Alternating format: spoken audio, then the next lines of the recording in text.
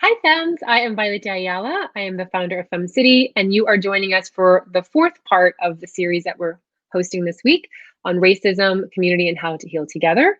Very soulful conversations. My guest today is Lola Small. She's actually our FemCity Hamilton leader. She's also a global FemCity member.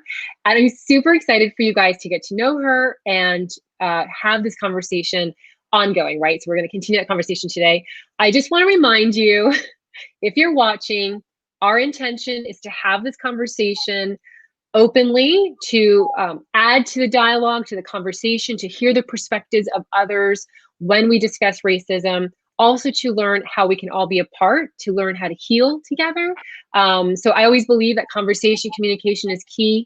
And it always makes us better humans when we empathize with others. We put ourselves in their shoes and we look to see how we can be a part of just making the world a better place. So that's what we're talking about today. I ask you that you watch without judgment. I ask that you watch with an open heart, with the understanding and the desire to want to make a difference in this world when it comes to racism. So Lola has really great energy too. I'm super excited. We were talking in the green room that we probably would have had this conversation anyway. So we're just gonna chat like two girlfriends. Again, our intention is to help you to be a part of the conversation, to expand, to see what you can do to be a part of this healing process. And anything you want to add to that, Lola? Yeah, and I mean, thank you so much for, of course, first of all, hosting these conversations. And like you said, they're important because, for the first time, I think the whole world is starting to have them, and that in itself is a big milestone. I'm 42, and my husband Sean, who his family is from Barbados, so he's of course originally African American. He's 47, and I don't think I can recall anyone ever asking us our experiences with racism in our lives, in Right. over 40 years. So it's a starting point. Right. Yeah, so thank you. Yeah, and I thought, so when I was thinking about the guests, I don't know why I have chills. I like literally have goosebumps all over. It's like the weirdest thing.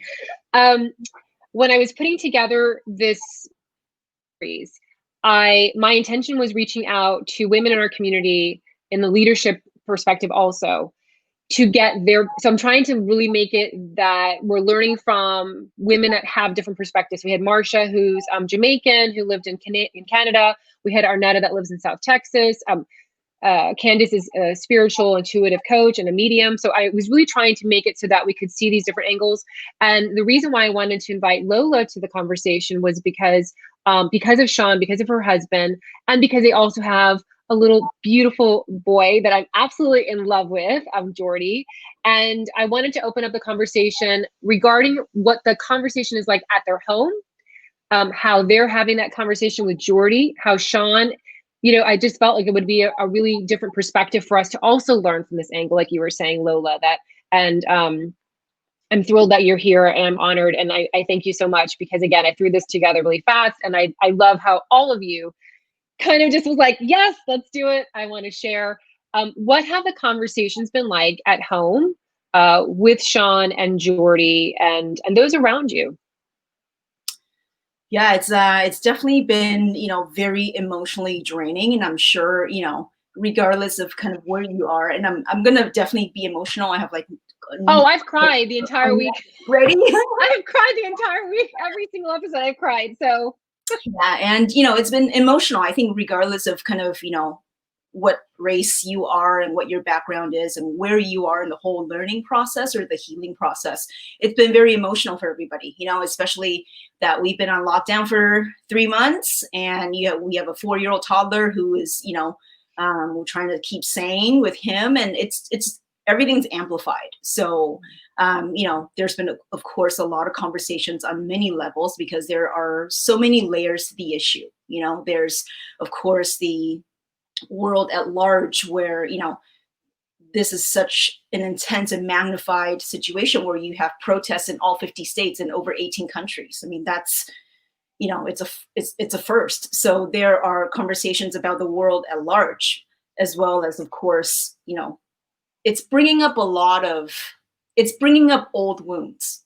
It's bringing up over 40 years of experiences and memories and emotions that have not been unpacked ever. Mm-hmm. And this, this is the first time that it's been open to that degree. I think Yeah. and then there's conversations about, of course, how we have contributed to it all. And then, of course, there's conversations about how we want to make sure we do what we can do so that our son, who is mixed, you know, can find his powerful place in the next generation. So there's been a lot, but then also having to kind of retreat a little bit to get away from it all and just recalibrate and breathe. Me being a mom, I have my own conversations within myself. There's the me as a person, and I'm Asian, I'm not Black. So then there's a different level of experience and understanding. Just because I'm married to a Black man doesn't, I'm not an expert. Right. And then there's, me, who I am as a partner and how I can support him. And then there's, me as a mom and us as parents. So many, many layers. Right. Right. Um, how's it impacting?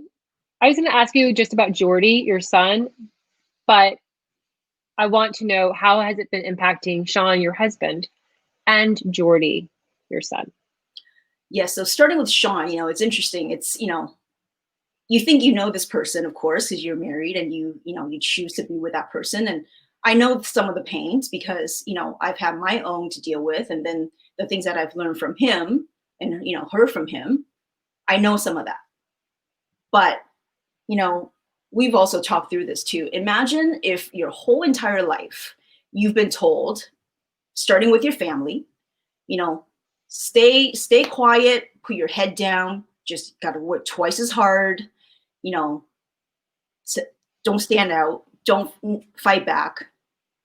Imagine hearing that your whole life, right? So you're already shaped and conditioned to be that way. And then you go out into the real world and you then have,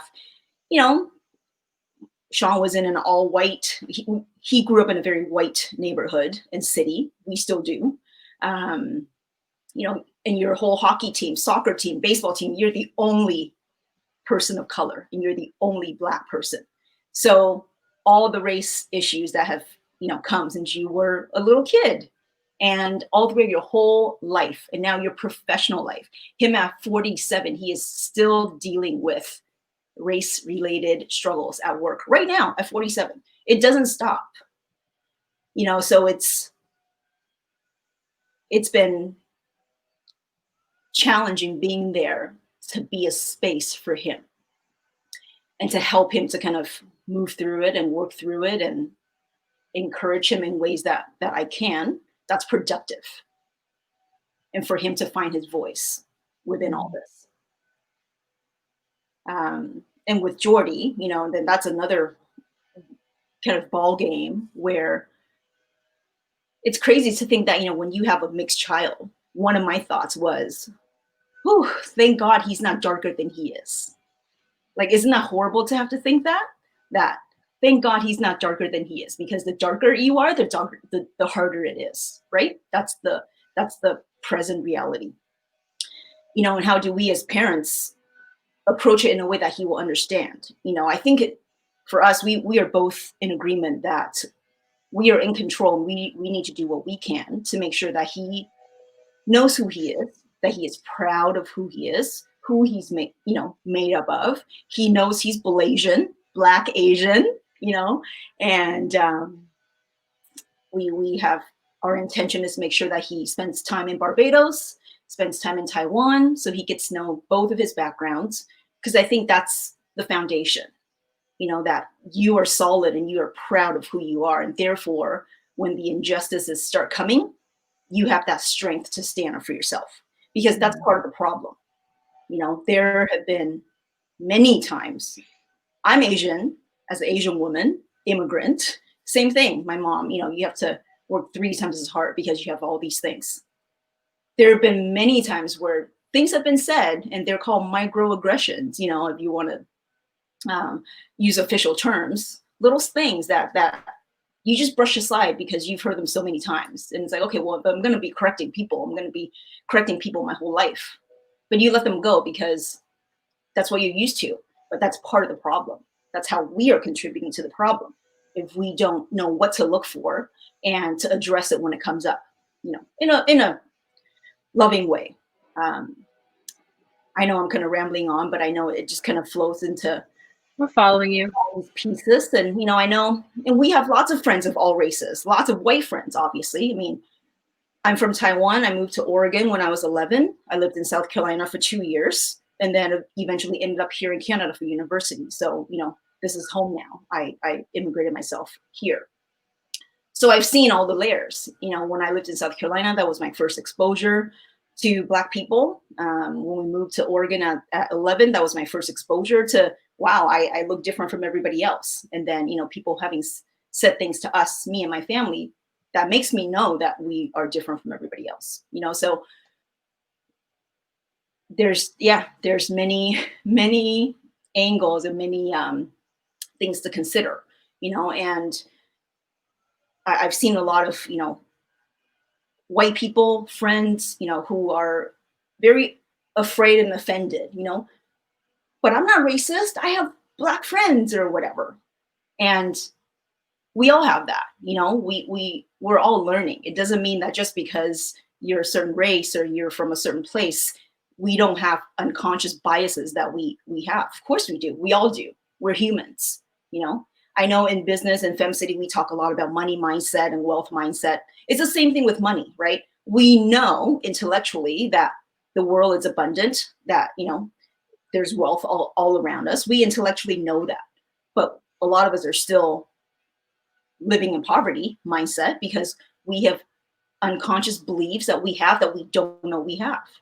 Mm. So yeah. Lisa says, so if you're listening to this later, we have a chat. We're doing this live stream through Facebook. So I'm just going to hop over to some of the comments that we're getting in. So Lisa, another one of our FemCity leaders, says, absolutely mean about the darkness factor. Sad and crazy, but so true. And, you know, this is one, not to redirect the conversation, but I can only imagine in a small, tiny fraction of a way, when we moved from Miami to North Carolina, I was the only Cuban. I think I didn't know any really for the first couple of years. And I remember being really depressed because I missed the culture. I missed also the understanding of what, you know, being Cuban meant. I remember that being very painful, and it was just a couple of years, you know. And then eventually I started meeting, you know, one of my best friends who's from Colombia, and then I met another one, you know, from Cuba. So like little by little, you know, in this city. But I can only imagine that's a snippet, tiny little piece, you know, like, so obviously it's amplified with your husband in massive thousands degrees. And I going to what Lisa said and what you said about, you know, kids being born a lighter color, you know, I am brown skin. I think I dance between the two worlds a little bit, being Cuban. And I remember I thought my kids were going to be little brown berries like me. And I remember when they were born, if they weren't brown berries, they were like, you know, like pretty fair skin. And I remember what Lisa said, and it's horrific. But I remember saying life could be easier for them. And that's horrible and sad and it's disgusting. But when you said that, I remember also feeling like that. And then, you know, a level of just, that's a whole other, that's the reality that we understand the realities of the world. I think now all these conversations coming to light make us realize how we can all be a part of the conversation. We can help, you know, just having that out loud. So I thank you and I honor you for sharing that. Lisa, also, thank you for sharing that. Elise is also Jamaican descent that lives in Canada. Just, she's not a guest on the show today, but if you're watching and going, who's Lisa? So I understand that she also is in the same kind of world. What has been helpful for you, Lola, for you and for Sean and for Jordy during this time? Because again, the intention in sharing these conversations is to give us to become more educated, to have the conversations that maybe are uncomfortable, that need to be said in order for us to unite. I really believe that as we find the commonalities in all of us, it unites us even stronger. Like, oh yeah, I feel that too. I feel connected more to being more empathetic, or wanting to do more. So that's where my angle is. What has been helpful for you that perhaps you can share, that others can take on and provide that to others in their life as well? Yes, absolutely. First and foremost, I think what's been the most helpful, and especially for me, is just sharing our personal experiences and our personal journeys. Like I said earlier, I think for those who are, quote unquote, have been the oppressed, um, and like some of the, sentiments that have been going around, silence is the problem. And that comes from all sides. If we ourselves, even though it's been challenging to be expressive, because there are always voices and forces wanting to shut that down, in our own way we can find whatever ways that works for us to share. I may not be able to control and tell another person how to think, what to think, what books to read, what shows to watch. Hey, in our this current age of information, ignorance is a choice. I don't need to tell you to go find out these resources. There's 3,000 billions of them. But what I can do is share what it's been like for me growing up, what's been like for me supporting Sean, what has it been like for me and us as a couple, together. So I believe in the power of words. I believe in the power of sharing personal stories, because that's where people can really start to see, imagine if every single friend in our circle had been exposed to the things that we've been exposed to. Imagine that we had shared that with them, or they had asked us, and that exchange of personal history has been shared. So I think that's been helpful, and just little snippets of what I've been sharing mostly, being more kind of vocal and being very used to being as expressive as possible, in a constructive way. Another thing that's been helpful for us is, and this might sound really cliche because self-care is so kind of popular, is detaching a little bit from all of it, and going to the kiddie pool with Jordy, and just being present, and exercising, and going out for runs, and just kind of clearing the space. I think, especially for those if you've had to fight your whole life, and you've had to be on the defense your whole life, and you've had to work harder because you're going to have to, and even sometimes, even though you work twice as hard, it still doesn't get rewarded or recognized, and you're always doing and doing and doing to prove your worth. It takes that toll. There's the words, intergenerational trauma and all those things. Like it builds in you. So to try to recognize that, what, this is a journey. It's a life for us. It's not something that, all of a sudden, now that these conversations are happening, next week, things are all going to be, honky dory. It's a lifelong journey. So we have to take care of us. We have to be properly fueled, and we have to be in the right mindset space as much as we can, because of Jordy. And of course, him being kind of the anchor for us is something that's been very helpful, especially for me. I also have an education background, and of course I love books. We're writers, and how to actively plan a life for him and those around us, mostly for him, because that's what we can control, so that he is exposed to the mindset and the information. He already has books on that are very diverse with, there's a Sesame Street book that he has that's it's called "We're All Different and We're All the Same." So he already has those things in his vocabulary, so it's easy and kind of a natural way to be able to introduce some of the more difficult conversations that's happening right now. For example, we try not to watch the news around him, just because it's filled with so much right now. But, in the times that it has been on, the other day he said George Floyd, and I was like, oh my God, like where they're always listening. Always They're listening. always hearing. They're always absorbing, even when we don't think they are. So that started the conversation. And we as parents and educators, we know how to do it in a way that they understand. Um, so yeah, I think those are the things that have been helping, is just expressing what we can and sharing what we can from our personal history and experiences, and taking care of us so we can um, be in it for the long haul, and being active in the participation of how we are going to continue this for our son Right. as he grows up, when he starts school in the fall. That'll be another new Right. milestone. So yes. You have a lot more coming in. So you have a little bit of love here for you. Let me start from the top. SD says, love this lady. Lori says, hello, Violet and Lola. Good morning, Paula and Patricia. Great to see you, Lisa says. Marley says, thanks for sharing and being such an amazing person. Belky says, as a Latin girl growing up in New Jersey and moving to South Carolina, I also felt depressed. So Southerns are amazing, and I love my community. I miss a lot of the Latin aspects I had as a child, the people, the food, the language. Belkis also said, yes, silence is definitely a problem. And then Lisa also added, yes, Lola, sharing our experiences is cathartic and necessary. Silence is no longer an option for me. Have to get it out. Absolutely. I was thinking about Maya Angelou and her, and I never quote her correctly or perfectly, but it's when you know better, you do better. I'm sure it's a little bit more eloquent the way she said it, but I've been thinking about that a lot, is that as we, I'm sure these conversations have been uncomfortable for people.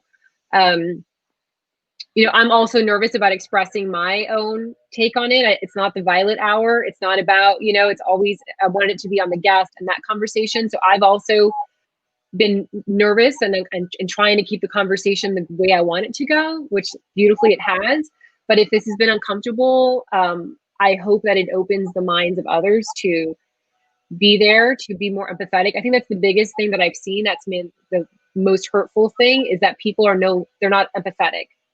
Like that to me has been the most bothersome thing through this whole process, is that people are not empathizing at all. Like some people, I see like social media posts, or I see on Twitter, and I'm just like, how do we have humans that don't empathize? That to me has been shocking. And I've gotten a couple of emails not in favor of the series, Mm. and I think I don't care. I think to myself, if you cannot even enjoy or open your mind up to listening to the conversation, there's a big problem. Yes, You absolutely. cannot even want to have this conversation. Mm-hmm. That's a big problem. Yes. It's so uncomfortable for some people that you rather pretend like it doesn't exist. And that's where the problem starts. I'm sure a lot of you will agree that, of course, 2020 and COVID-19 and all this stuff, it's no accident. Nothing is an Right. accident. This did not happen at this time for no reason. The fact that all of us are in lockdown at home with nowhere to go, nothing to do, so we are forced to watch it. We are forced to watch it with all the cell That's phones, true. all the I social hadn't media. even thought of that. You cannot tell me that, what? I have not heard about that. No, we can no Yeah, longer you're right. ignore Yeah. it. And then you then have the choice to either shove it under the rug or, shove it somewhere else. Yeah, so you have Lori also says, thank you for opening your hearts and sharing.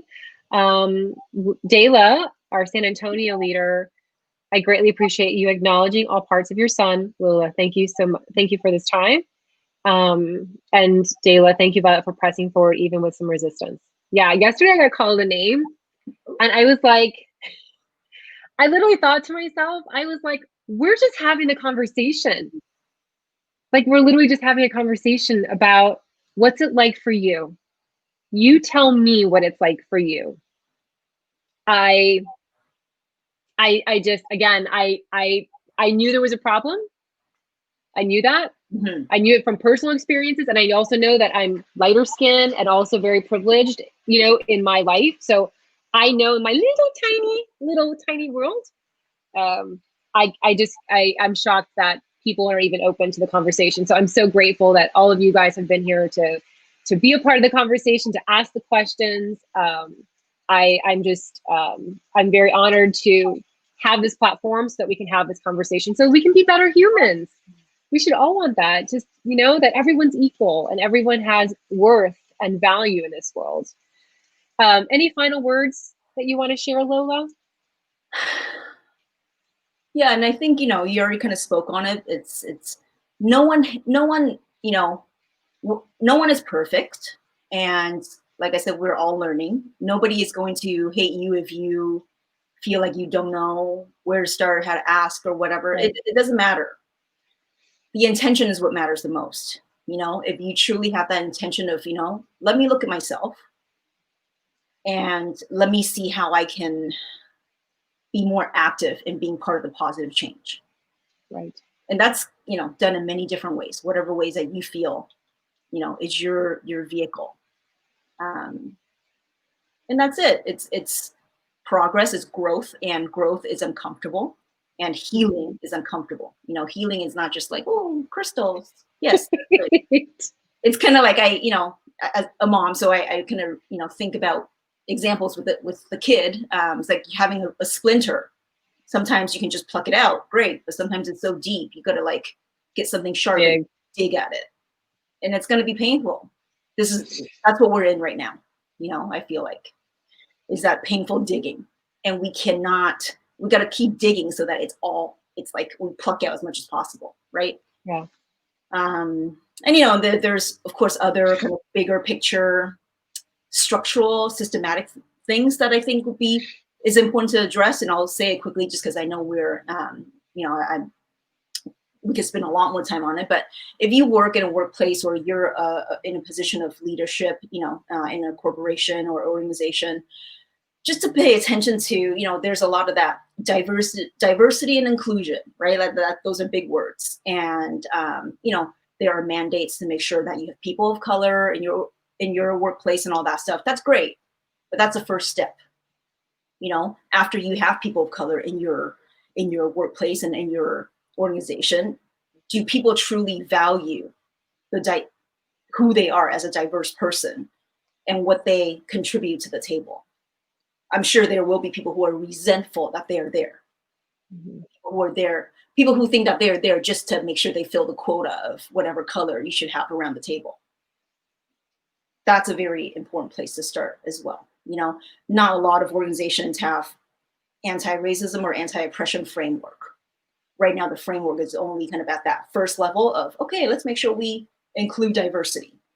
Mm-hmm. That's a first step. But I think we're now at the point in time in history where level 2 is needed.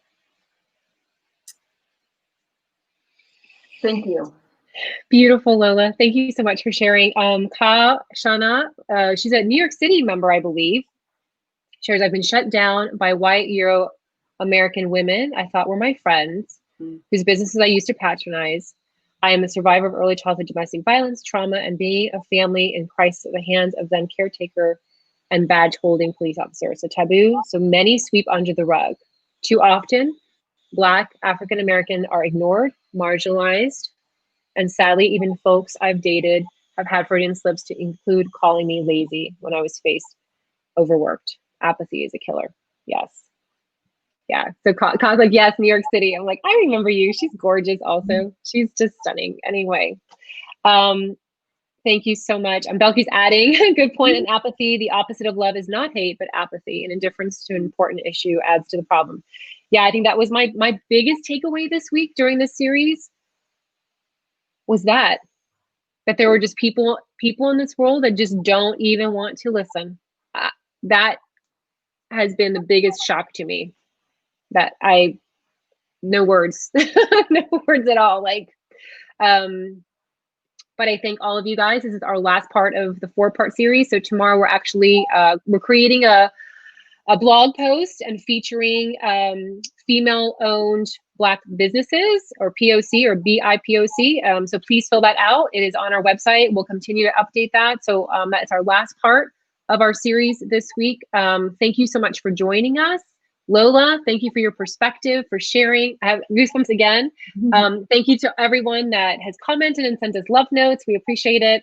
We've posted everything on YouTube, and we've posted everything on FemCity.com, so it's really easy to share. So please share this with those that you want to have a conversation with, or those that you feel want to have a conversation, or if you just want to go ahead and express that these are some really great ways that we can be a part of healing. That would be beneficial. There's nothing in it for FemCity. We're just putting it together for you guys, so you can share away. That was our intention for this week, is to open up that dialogue. And I have said it before this week. I promise to continue to make FemCity a place where all women are equal and valuable and loved, and it's always there for you guys. So I am blessed to have all of you women in my life. Oh, just a blessing. So thank you, Lola. I love you. Thank you. I love you. Thank you for all you do. Thank you so much. All right. Bye. Thanks, everybody.